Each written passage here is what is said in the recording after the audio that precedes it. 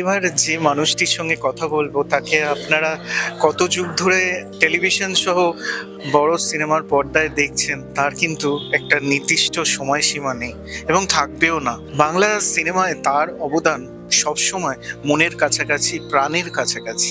শকুন্তলা বড়ুয়া আমাদের চলচ্চিত্রের অন্যতম একজন কারিগর। দিদি, প্রভাত রায় মানেই বাংলা সিনেমার অনেকটা অবদান, অনেকটা ভালো সিনেমা যাকে বলে, সেই সিনেমাটা কিন্তু প্রভাতদার কাছ থেকে আমরা পেয়েছি। 100 বার, আর 100 বারই বলবো যে প্রভাতদা জল জল করছেন আমাদের বাংলা ইন্ডাস্ট্রির। আগের কথা বাদ দিয়ে ইদানিং মানে উত্তমদার পর থেকে বা উত্তমদার কিছু আগের থেকে যদি প্রভাতদার এই যে ইনিংসটা আমাদের চলছে এখন, এতে প্রভাতদা একদম একটা উজ্জ্বল নক্ষত্র, ওইখানে একদম জল জল করে জ্বলছেন। মাঝখানে কিছুদিন উনি কাজ করেননি, ওনার স্ত্রী মারা যাওয়ার পরে একদম অন্তরালেই চলে গিয়েছিলেন প্রায় কিছুদিন। আবার একতা ওকে ফিরিয়ে এনেছে এই জায়গায়। তো আমি সব থেকে আগে একতাকে অনেক ধন্যবাদ জানাই যে আমাদের প্রভাতদাকে আবার আমাদের কাছে ফিরিয়ে দিয়েছে। যে যে ছবির কথা মনে পড়ে যে আমি কি কি ছবি করেছি, সবই হিট ছবি, বেশিরভাগই হিট ছবি। এটাও বা কজনের ভাগ্যে হয় আমি জানি না, তার মধ্যে প্রতিকার একটা বিরাট ছবি।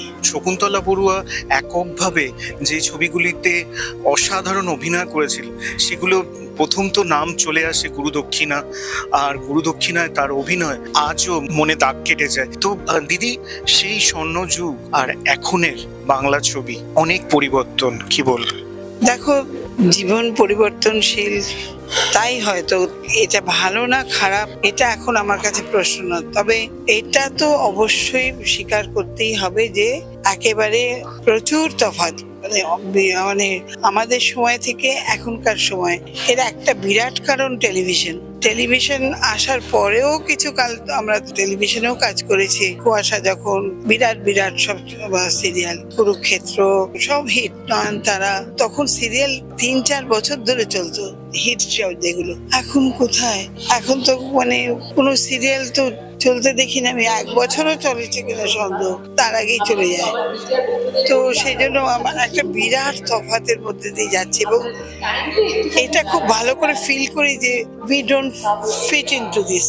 আমরা একেবারেই দূরে চলে গেছি কোথায়, বা দূরে সরিয়ে দেওয়া হয়েছে, কোনটা ঠিক আমি জানি না, কিন্তু আমরা অনেকটা দূরে।